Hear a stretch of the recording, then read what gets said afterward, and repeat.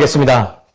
말씀을 통하여 말씀하시는 하나님, 오늘 주신 말씀이 우리의 연약함을 이겨내는 뜨거운 능력 되게 하여 주시옵소서.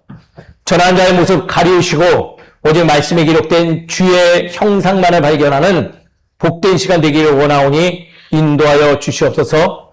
모든 것을 주께 맡겨오며 살아계신 예수 그리스도의 이름으로 기도드립니다. 아멘.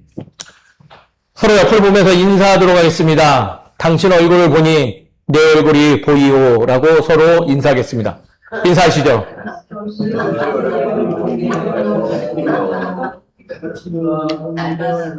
네. 한 가지 양해 말씀 부탁드리겠습니다. 앞이 너무 더워요. 그 현기증이 납니다. 이거 제 상의만 좀 잠깐 벗도록 하겠습니다.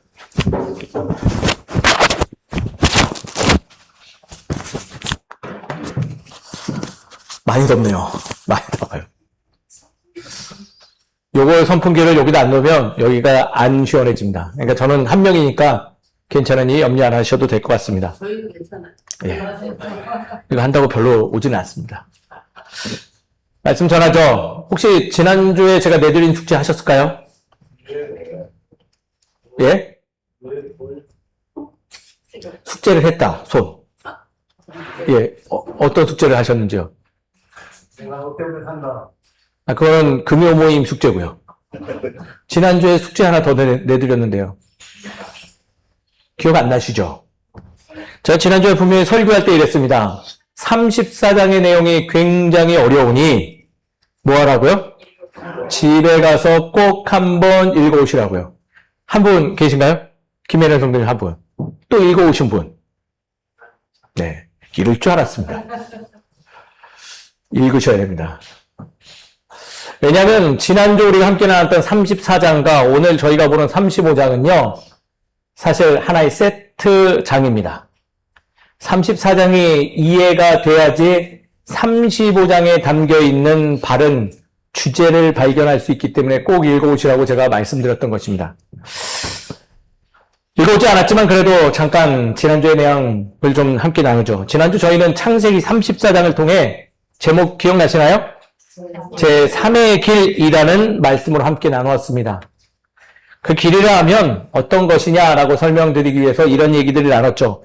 갈등 앞에서는 사람은 쉽게 두 가지 극단으로 치우는데 어떤 거와 어떤 거요? 침묵하는 형태, 분노하는 형태로 나뉜다고 했죠. 말 그대로 어떤 사람은 문제가 생기면 침묵해요. 또 문제를 덮어두기도 하죠. 그리고 어떤 이는 시간이 지나면 해결될 것이라 중얼거리면서 시간을 보내기도 합니다. 이게 침묵형 사람들이라는 거예요. 삶의 변화가 있을까요? 없어요. 그 극단에 있는 이들, 그 반대편에 있는 이들은 분노형이죠. 이들은 어떤 일이 벌어지면 분노합니다. 감정을 쏟아내고요. 관계를 끊어버리고 어떻게든 자기가 당한 것을 그대로 돌려주고자 복수하는 형태죠. 이들의 삶이 평탄할까요? 이런 부류의 분들 변화가 있을까요? 없어요. 그래서 말씀은요. 두 길 모두 하나님의 길이 아니니 하나님께서 책임 있는 사랑으로 응답하는 제3의 길을 우리에게 보여주셨으니 그 길을 따라감이 옳다. 그러면서 제가 들었던 인물 아모스서의 공의와 정의에 대해서 잠깐 이야기 드렸죠. 그리고 우리는 한 목소리로 이야기했어요. 공의와 정의가 뭐라고요? 옳은 것은 옳다 하고 잘못된 것은 잘못됐다 말할 수 있는 사고방식이라는 거죠. 그렇게 살아가는 삶이 제3의 길이며 하나님을 기준으로 평가해서 살아감이 올바른 신앙인의 본이 된다라고 전해드렸어요. 근데 지난주 말씀 그리고 이번 주 말씀을 준비하면서 제 마음에는 한 가지 질문이 더 올라오기 시작했어요. 어떤 걸까요? 제3의 길을 가야 된다는 것을 알았는데 야곱의 상황을 보면서 알게 됐는데 그가 제3의 길을 갔을까라는 의문이 들었다라는 거예요. 그 이후에는 어떻게 됐을까? 왜냐하면 말씀 읽어보신 분은 알겠지만 34장의 내용이 명쾌하게 끝나던가요? 아니에요. 34장은요, 1절부터 어처구니 없는 이야기들이 소개되는데 마지막 절까지 읽으면요, 그 마음이 너무나 무거워져요. 야곱의 가정은 완전히 무너졌어요. 그의 딸 디나가 강간당하고 그의 아들들이 시므온, 레위가 분노함으로 세겜 족속을 쓸어버렸을 때, 그래서 많은 피를 묻혀놓고 그 많은 생명의 죽음, 안타까운 상황 속에서 그 야곱의 집은 완전히 무너졌죠. 상처받은 디나는 상처가 회복됐을까요? 아니에요. 회복 안 됐어요. 아마 그 여인은 죽을 때까지 그 상처를 안고 살아갈 수밖에 없었을 거예요. 시므온과 레위는 피를 흘렸습니다. 몸에 피를 묻혔죠. 그들의 분노의 선택은요, 이 이후에도 계속 동일하게 반복됩니다. 그들에게 죽임당한 이들로부터, 지역 주민들로부터 야곱의 집들은 위협받기 시작했어요. 그랬더니 야곱이 어땠을까요? 사실 야곱은 좀 쫄보인 것 같아요. 두려움에 또 빠졌어요. 인간적으로 보면요, 지금 상황이 걷잡을 수 없을 정도로 와해되고 확장됐다는 거죠. 이렇게 끝났으면 35장에서는 어떠한 질책의 말씀, 어떠한 해결의 방안들 얘기를 해야 되는데, 아니면 책망하는 내용들이 기록되어 있어야 됨에도 불구하고 35장은 그렇게 시작하지 않습니다. 35장 들어가자마자 하나님의 첫 마디는 뭘까요? 야곱아, 일어나 베델로 올라가라 라고 이야기합니다. 어디로 가라고요? 베델. 베델이라는 지명도 되지만 이곳은 굉장히 큰 상징을 갖고 있는 것임을 기억하셨으면 좋겠습니다. 저는 이 말씀이 바로 복된 소식인 복음이라고 전해 드리고 싶어요. 삶에서는요, 삶에서 중요한 것은요, 실패하지 않는 것이 아닙니다. 다 실패해요. 더 중요한 것은 무엇이냐? 실패한 후 어디를 가느냐라는 게 더 중요하다는 거예요. 실패하지 않는 게 중요한 게 아니에요. 실패는 누구나 하고 모두가 할 수밖에 없는 거지만 그 실패 이후에 어느 방향으로 나아갈 수 있느냐? 코바디스 도미네라는 거예요. 어디로 가시나요? 동굴로 가시나요? 아니면 세상의 중심으로 가시나요? 사람은 실패하면 숨습니다.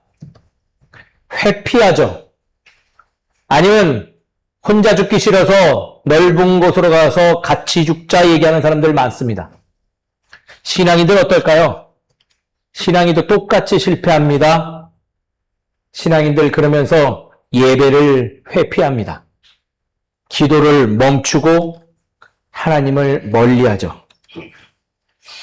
그러할 때 오늘 야곱에게 주신 말씀은 곧 우리의 말씀 되기도 합니다.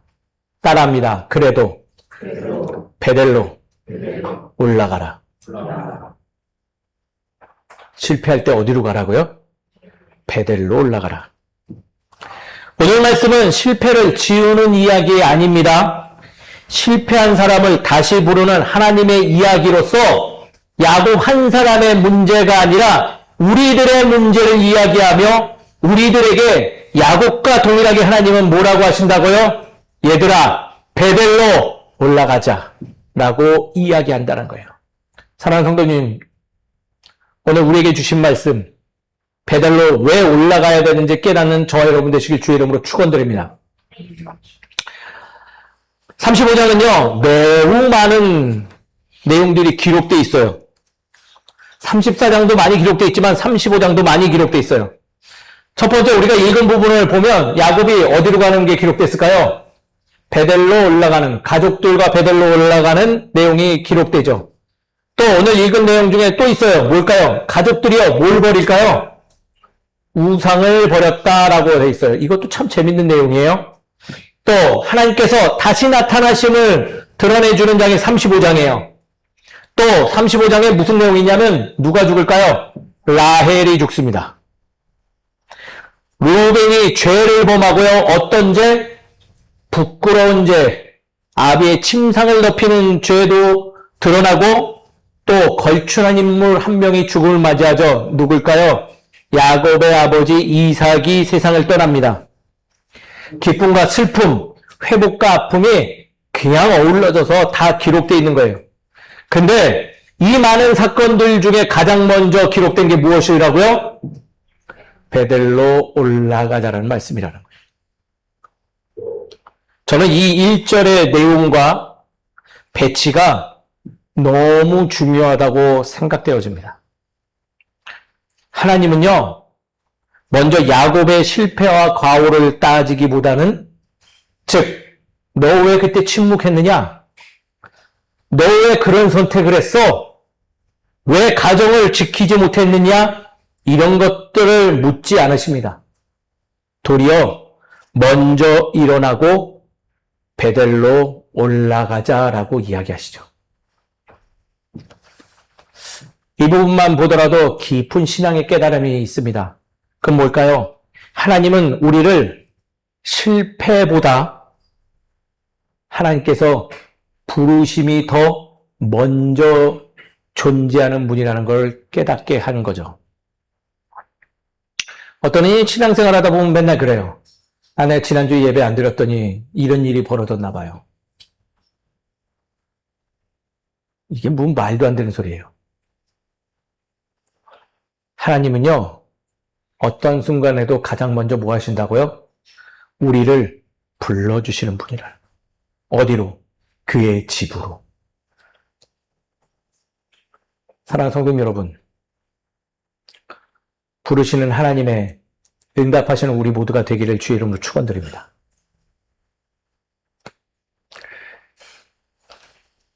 베델은요, 처음 등장했고 처음 가는 곳 아니에요. 알고 계시죠? 그곳은 어딘가요? 과거 야곱이 도망치던 밤, 두려워서 잠을 못 이루는 그곳, 돌베개를 억지로 베고 잠들었던 곳이었죠. 그곳에서 하나님은 그와 약속했어요. 내가 너와 함께 하겠다. 바로 약속하신 곳입니다. 근데 하나님은요, 20년이 지난 지금 다시 그 자리로 부르십니다. 야곱을 초청해요. 왜 그럴까요? 다른 데도 많이 있는데 왜 그곳으로 부를까요? 하나님은요, 과거를 반복하시는 분 아니에요. 은혜를 다시 기억하게 하기 위해서 부르신 거예요. 사랑하는 성도 여러분, 기억하고 계신가요? 우리 안에 하나님의 은혜가 있음을 기억하고 계십니까? 아니면 잊고 살아가십니까? 회복은요, 새로운 장소를 찾는 것이 아니라 하나님을 처음 만났던 은혜를 다시 붙드는 데서부터 시작한다는 거예요. 어디 좋은 곳, 어디 새로운 곳 가야지 회복되는 게 아니라 내 안에 심어놓았던, 내가 망각하고 잊어버렸던 하나님께서 내게 베푸신 그 은혜를 기억해내는 것부터 시작된다는 거예요. 하나님을 처음 만났던 은혜, 그것을 다시 붙듦으로 인해서 내 문제가 해결되어지고 내 상황이 변화됨을 말씀을 통해서 이야기해주고 있다는 거죠. 그래서 하나님은요, 책망하면서 이런 얘기 하지 않아요. 새로운 계획 세워라. 이런 얘기 하지 않으시는 거예요. 오히려 그런 얘기보다는 일어나 베델로 올라가자. 그걸로 가면, 그곳에 가면 내가 받은 은혜를 기억할 거야. 내가 받은 이미 하늘의 열쇠를 발견하게 될 터이니 올라가자. 아멘. 사랑하는 성도 여러분, 우리 안에 하나님의 은혜에 있음을 기억하시는 저와 여러분 되시길 주의 이름으로 축원드립니다. 우리 안에 은혜가 있는 거예요. 근데 그 은혜를 발견하기 위해선 해야 될 일이 있음을 오늘 말씀에 기록하고 있어요. 무엇일까요? 따라합니다. 올라가기 위해서는 짐을 줄여야 합니다. 뭘 줄일까요? 이사 갈 때 짐을 다 버릴까요? 야곱은 가족들에게 말합니다. 너희 중에 이방신들을 버리라. 굉장히 상징적인 의미입니다. 그들이 가나안 지역에 살면서 야곱이 있음에도 불구하고 다른 신을 믿을 수도 있지만은 신학적으로 보면 이러한 얘기들이죠. 우상을 버린다. 즉 하나님보다 더 귀하게 여기는 것들이 있다면 뭐하라? 내려놓아라.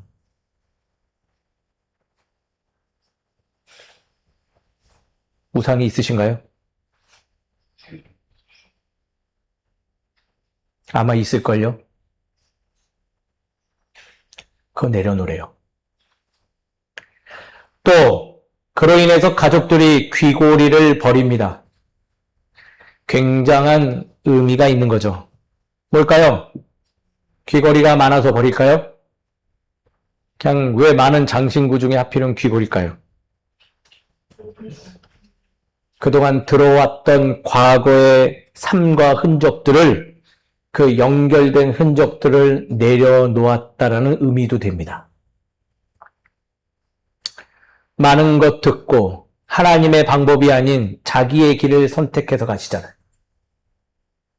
하나님의 음성이 아니라 사람의 이야기에 귀 기울이고 그것을 선택하고 있는 우리들의 모습들을 그대로 조명하고 있다는 거예요.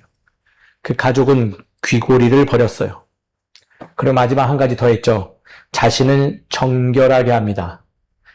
이게 샤워했다는 뜻일까요? 목욕을 제기했다? 아니에요. 관점이 달라진 하나님께 시선을 집중하고 나아가는 삶을 몸부림치기 시작하며 나아갔다는 거예요. 그리고 베델로 올라갑니다. 이 사실로 우리는 배우는 것이 있어요. 예배는 무언가를 더하는 일이 아니에요. 혹시 무언가를 받으려고 이 자리에 왔나요? 그것도 맞을 수 있지만 정확히 말씀드리자면 예배는 먼저 내려놓기 위해서 오는 자리입니다.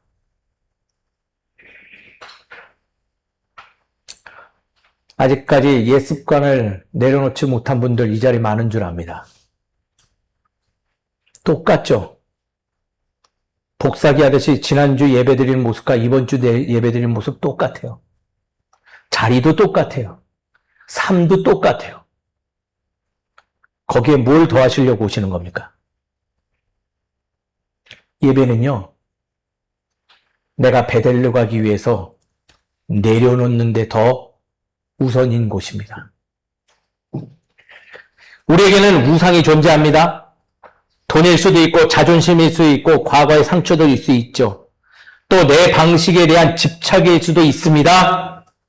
베델은 그 모든 것을 내려놓고 하나님 앞에 서는 자리이니 내려놓을 필요가 있다는 거예요. 그래서 말씀은 우리에게 깨달음을 줍니다. 새로운 시작은 새로운 결심이 필요한 것이 아니라 너의 내려놓음에서부터 시작하니 그 생각의 짐부터 내려놓고 베델로 올라가라라고 이야기해 준다는 거예요.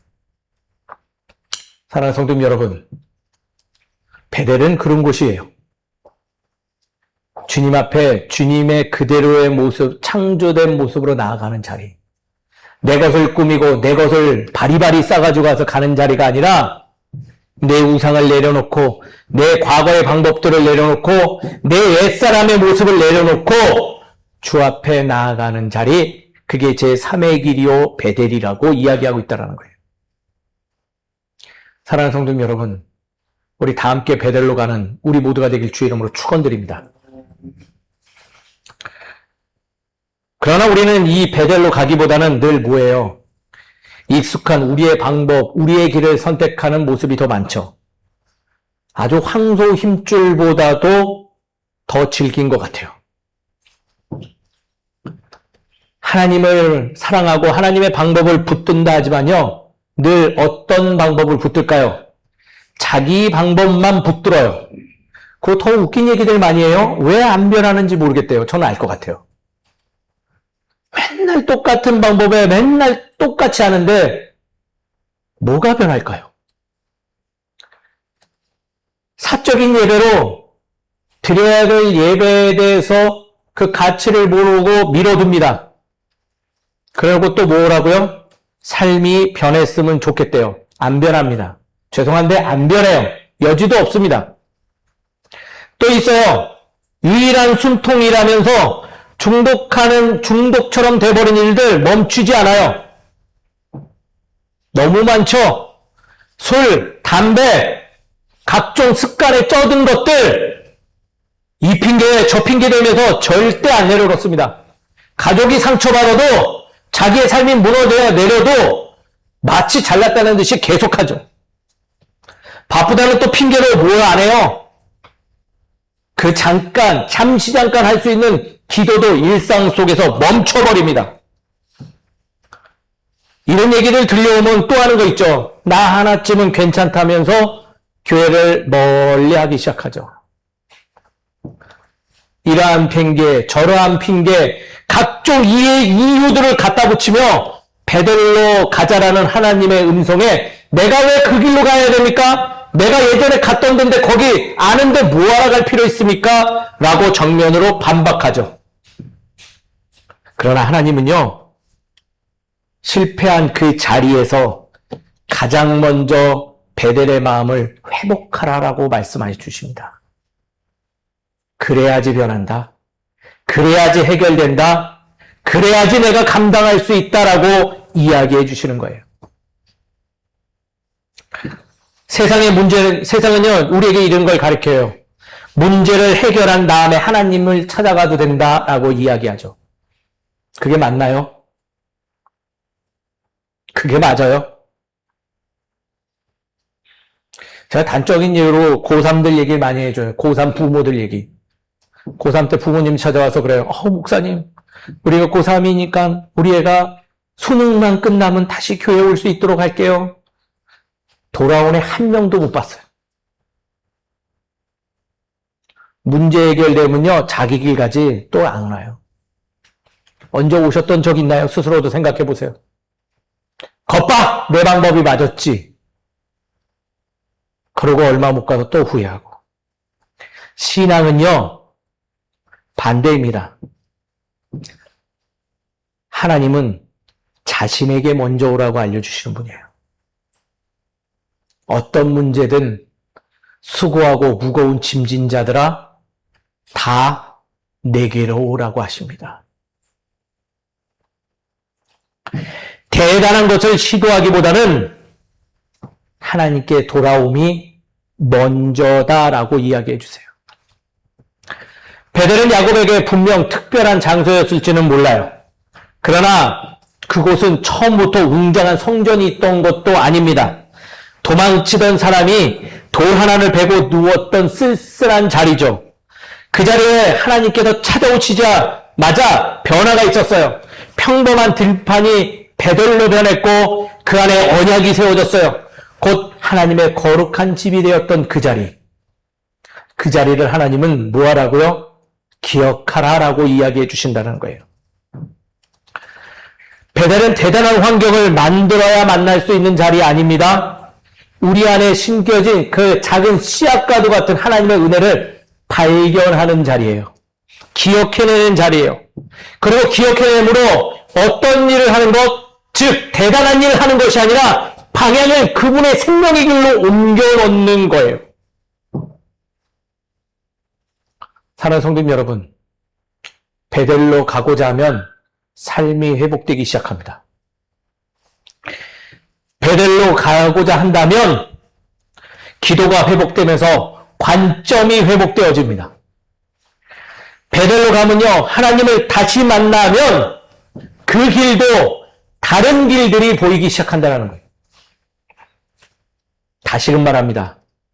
베델은 장소라기보다는 삶의 방향임을 기억하며 그 방향을 주의 집으로 방향 전환하는 저와 여러분 되시기를 주의 이름으로 축원드립니다.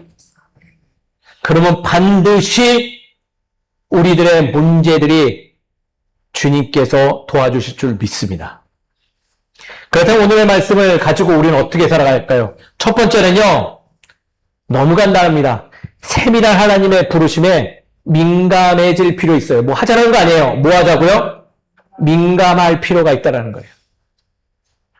하나님의 부르심에 민감하신가요? 아니면 몰라요. 둔하신가요?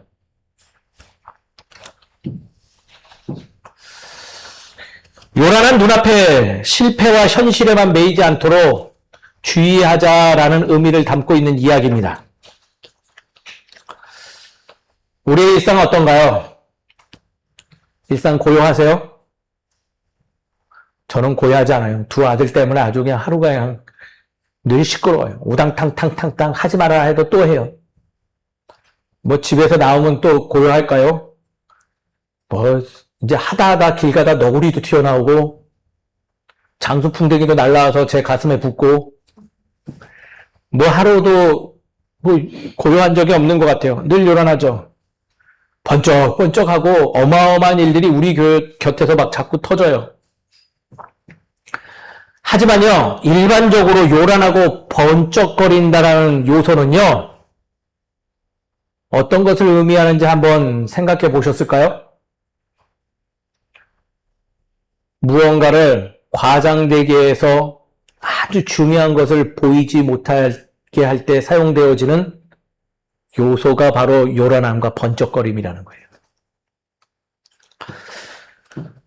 즉, 우리의 삶이 너무 요란하고 번쩍거리니까 자꾸 중요한 것을 발견하지 못할 때가 많이 있고 그것으로 인해 방해받는다는 거죠. 사랑하는 성도님 여러분, 요란함과 번쩍거림 이면에는요, 하나님의 놀라운 은혜가 있음을 기억하시는 저와 여러분 되시길 주의 이름으로 축원드립니다. 그때 요란함과 번쩍거림에 미혹되고 현혹될 게 아니라 그 사이를 비집고 나오는 하나님의 세밀한 음성에 민감해질 필요가 있다는 거예요. 믿음은요, 현실을 부정하는 것이 아니에요. 믿음은요, 그 요란함 속에서 그 세밀한 음성이 나에게 닿을 것을 신뢰하는 거예요.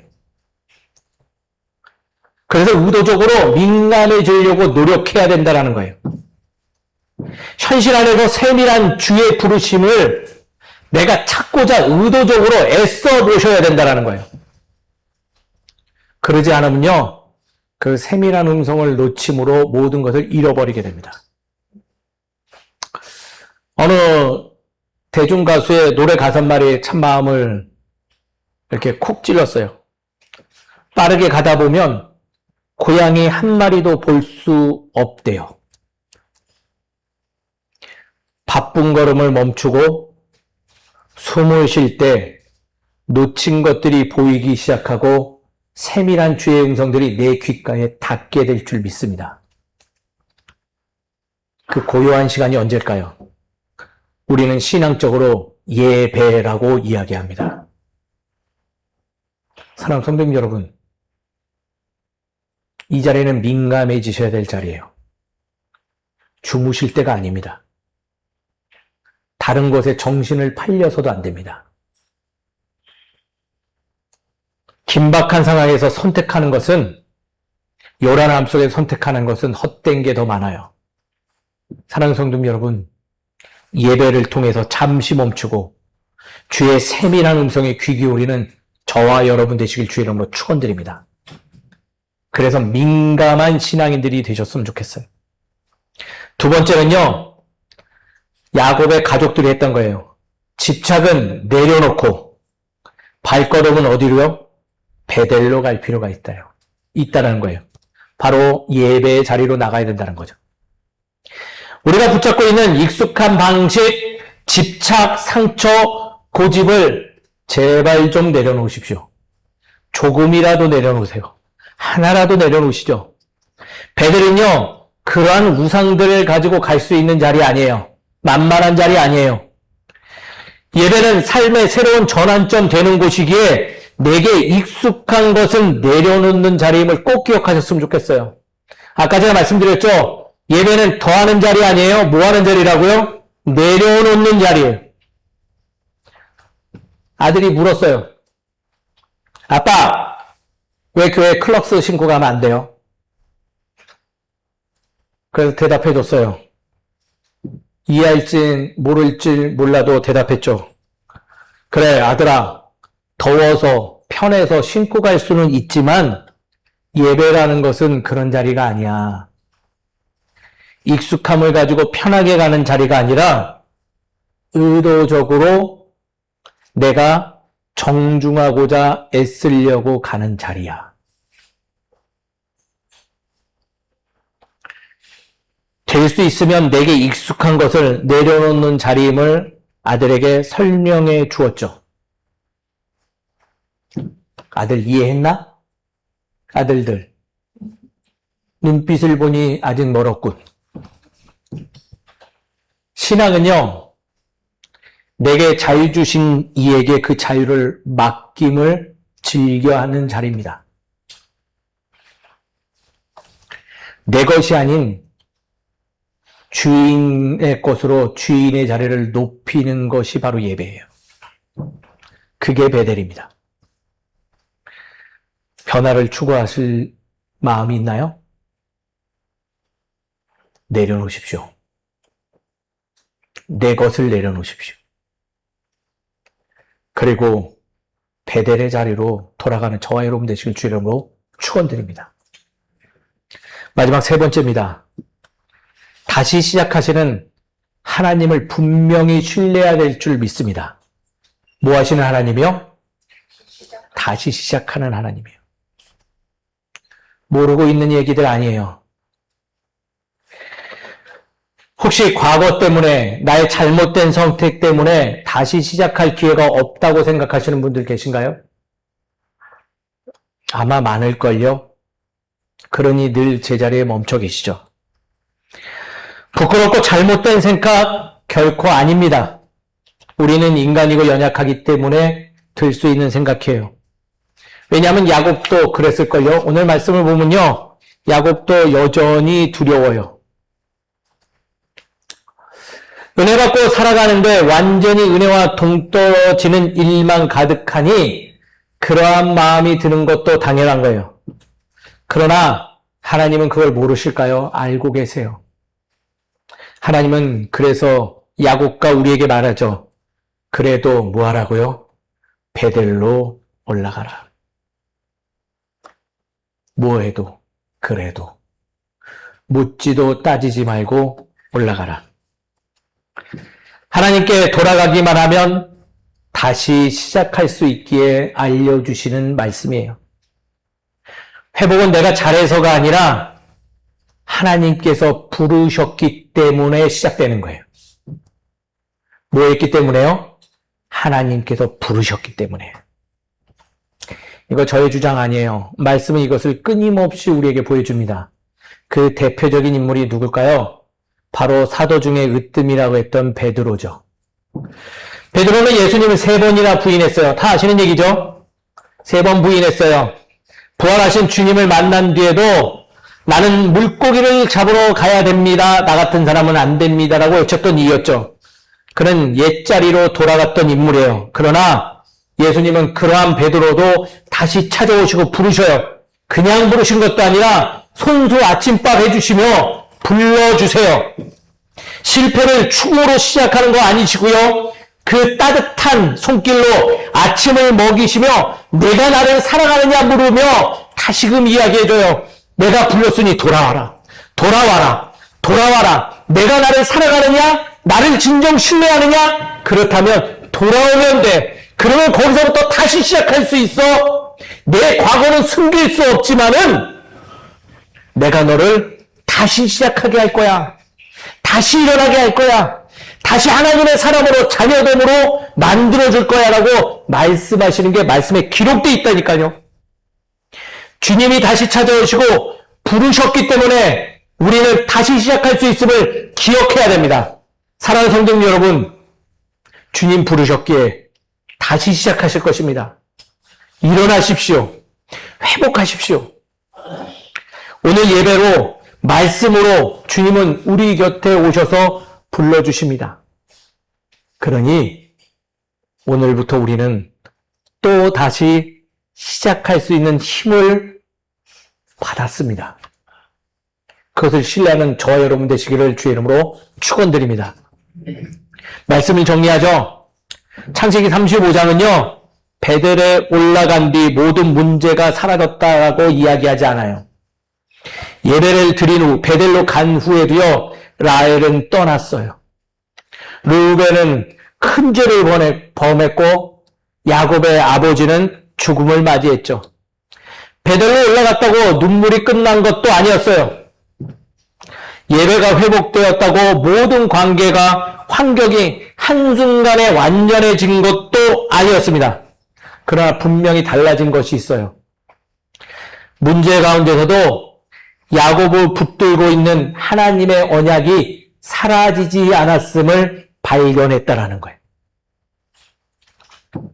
하나님은 야곱을 다시 이스라엘이라고 부르셨고 아브라함과 이삭에게 주셨던 약속을 그 베델에서 다시금 확인시켜 주십니다.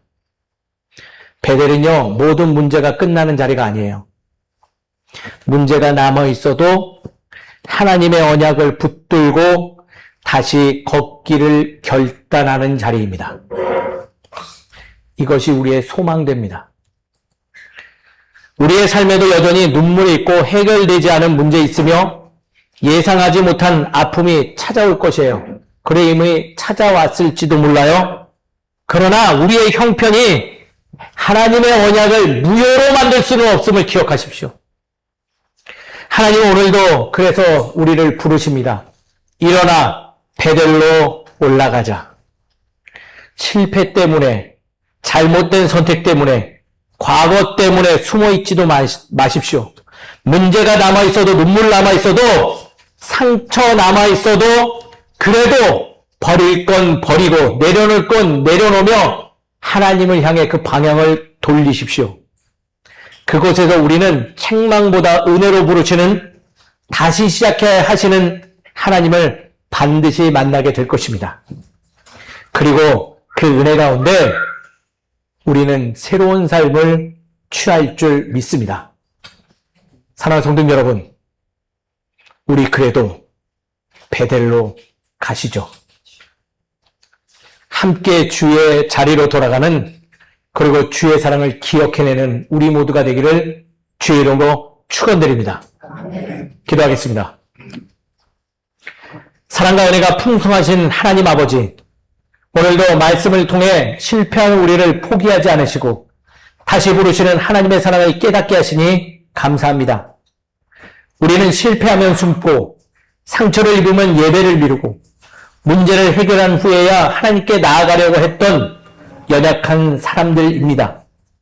그러나 주님은 야곱에게 말씀하셨듯이 오늘 우리에게도 일어나라, 그리고 베델로 올라가라고 부르심을 배웁니다. 주님, 우리의 시선이 눈앞의 문제와 현실에만 머물지 않게 하시고 그 가운데 세밀하게 들려오는 주님의 음성에 민감하게 반응하는 믿음을 허락하여 주옵소서. 또한 베델로 올라가기 위해 내려놓아야 할 우상과 집착, 상처와 고집을 주님 앞에 내려놓게 하시고 예배를 통하여 우리의 삶이 다시 회복되고 새롭게 시작되는 은혜를 경험하게 하옵소서. 우리의 삶에 여전히 해결되지 않은 문제와 눈물이 남아있을지라도 하나님의 언약은 결코 흔들리지 않음을 믿게 하시고 다시 시작하게 하시는 하나님을 끝까지 신뢰하는 거룩한 주의 자녀 되게 하여 주시옵소서. 오늘도 그것을 기억하고자 귀한 예물 준비하여 주님께 올려드립니다. 그 안에 담겨져 있는 우리의 마음을 흠량하여 주시옵시고 이 예물로 주님께서 맺어주신 그 언약을 다시금 세상에 선포되게 하시며 이 예물을 누리는 모든 이들에게 하나님의 언약이 기억되게 하여 주시옵소서. 준비된 손길 위에도 하늘의 큰 은혜 내리사 어디를 가든 그리스도의 향기를 뿜어내는 거룩한 삶을 살아가게 하여 주시옵시고 그가 서 있는 그 두 발의 자리가 곧 주의 베델이 되게 하여 주시옵소서. 돌아오는 한 주도 우리를 향한 주님의 부르심을 따라 그래도 베델로 나아가는 믿음의 걸음을 걷게 하시고 그 자리에서 우리를 회복하시고 새롭게 하시는 하나님의 은혜를 풍성하게 누리게 하옵소서. 우리의 소망이 되시는 예수 그리스도의 이름으로 기도드립니다. 아멘.